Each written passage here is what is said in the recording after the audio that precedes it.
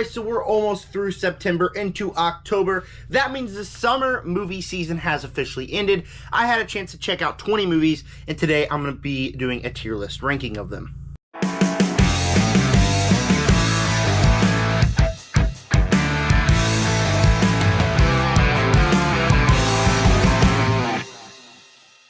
Alright, before we get started with this video, I want to know what is your ranking of the summer movies down below. You can either do the tiers, or you can do the typical ranking of the ones that you have seen. Want to know all that and more? With that said, we're going to go ahead and dive straight into this video. And the first movie we're going to talk about on this list is Babes.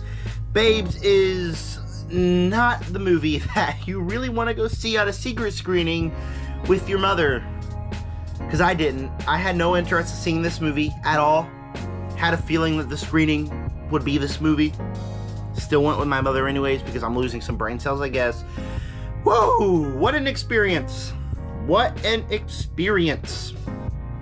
There's some funny jokes here. There's a couple things that worked for me, but overall, Babes just did not work for me as a whole. I just wasn't a fan of this movie. A lot of that has to do with the fact that I went to see this one with my mother, who, if you know anything, it's a very awkward experience to watch a movie of this caliber with your mother. But part of it's because it's just not for me. I'm an 18-year-old male.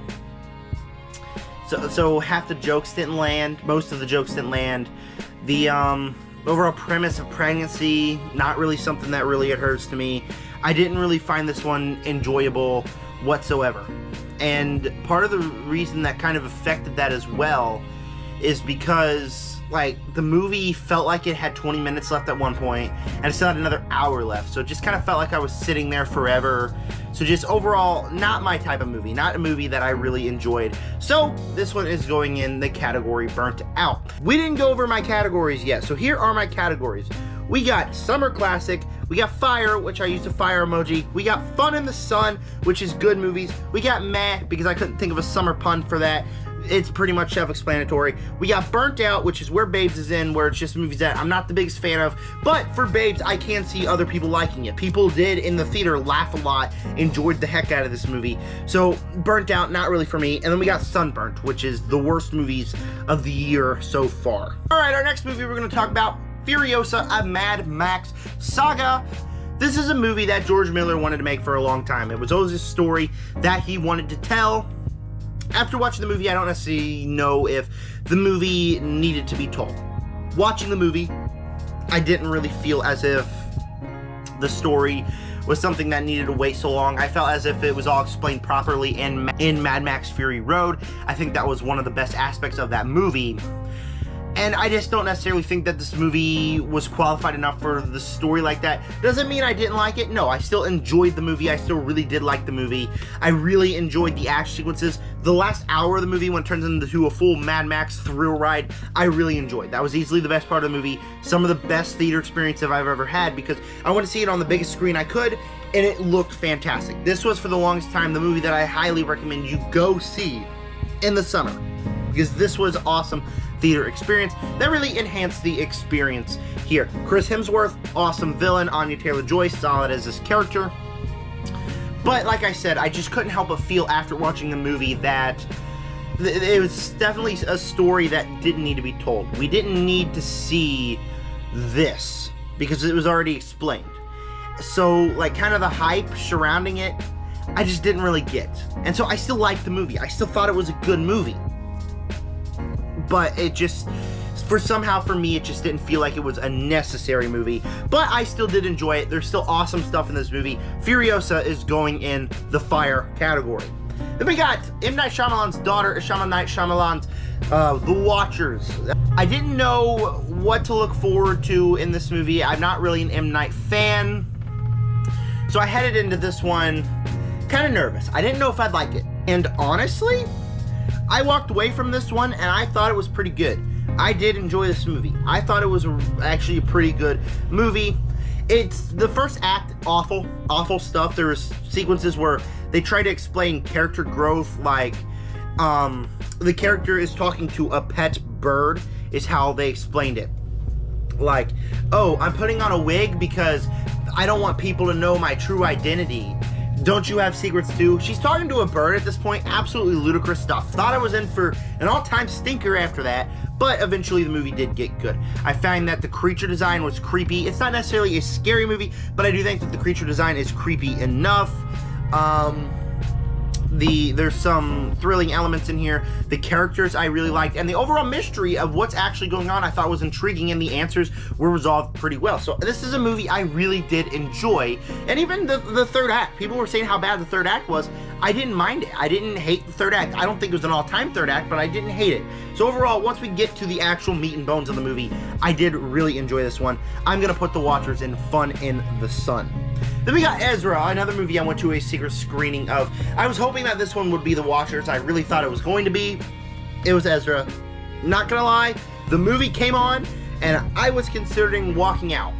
Me and my brother were thinking of walking out and going to watch a different movie. But we stayed, and Ezra, I think, was a pretty good movie. I thought Ezra was really good. And is it a movie I'll ever watch again? No. But it is the biggest surprise of the year for me. I did think that this one was really good. The overall story here is of the dad, who's played by Bobby Cannavale. He's a good actor, and he really had time to shine in this role. He really shined in this role. But it's where he has an autistic son. The wife, not his wife, but they got a divorce.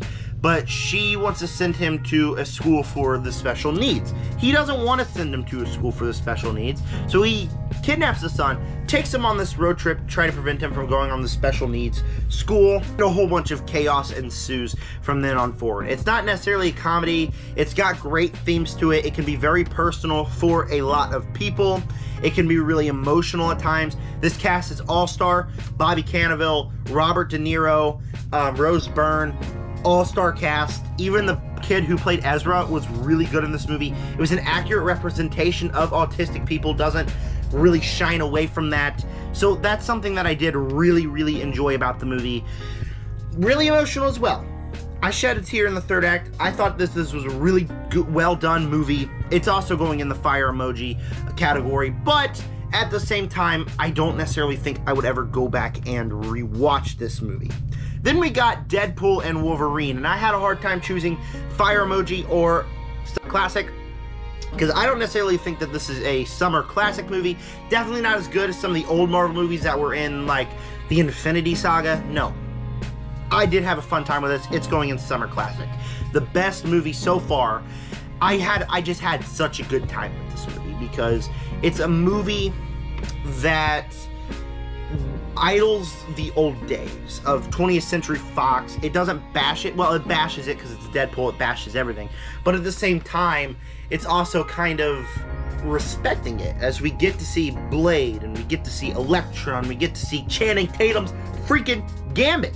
We get to see him in the movie, and it's awesome. Cameos are awesome. It's like No Way Home, where the cameos matter in the story. Hugh Jackman and Ryan Reynolds' chemistry off the charts. They're both fantastic actors, and obviously their chemistry is always very well done, and it was very well done in this movie. It's entertaining. The story's nonsense. Story doesn't make any sense at all. The story is easily the weakest part of the movie. But, I mean, God, this is such an entertaining movie. So entertaining. I saw it in the theater 3 times. Had a blast each time. Well done action sequences. Well done directed by Sean Levy. Easily the best Marvel movie in years. It's going in summer classic. Fly Me to the Moon is next on this list here. Let's cut straight to the chase. It's going in the meh category. I enjoyed enough of it. Thought the 2 leads had great chemistry. Channing Tatum, Scarlett Johansson. 2 people that I don't normally like. I thought they were fine in the movie here. I thought the story was entertaining. I'm somebody who believes that the moon landing was fake, so seeing the representation in this movie was pretty unique. But it's just kind of a meh movie. It's kind of a streaming movie, where I definitely felt in this movie that it was also just a little too long. I thought there was a perfect time to end the movie. And then we go on for another 20 minutes. And it got really, really old right after that. I just kind of felt myself becoming bored. But this is a movie that would be perfect for streaming at home. Fun enough. 2 solid leads. I saw it in the theater on a double feature with another movie, Longlegs. Longlegs easily won that double feature. But for a movie that I thought looked solid, it was solid. If I had a girlfriend, I'd probably enjoy it much more to go see it with a girl. But I went to see it with a bunch of dudes, so it was pretty cool. But I did think that the movie was okay. And that's why it goes in the meh category. Inside Out 2, let's cut to the chase. It's another summer classic, rather. I love this movie. It's my third favorite movie of the year so far. It is so good. It's a perfect representation of anxiety in a teenager's body. The emotions there were great. The overall story is kind of less massive like the overall story of the first one is, but it tells a more genuinely compelling story where both of these movies can be emotionally potent. Both of these movies can represent teenagers and kids, their emotions, in a perfect way. Both of these movies are must-see movies, I think, if you're raising a kid, to just kind of show what it's like in Pixar's own fancy fashion. Again, the anxiety character, perfect in here.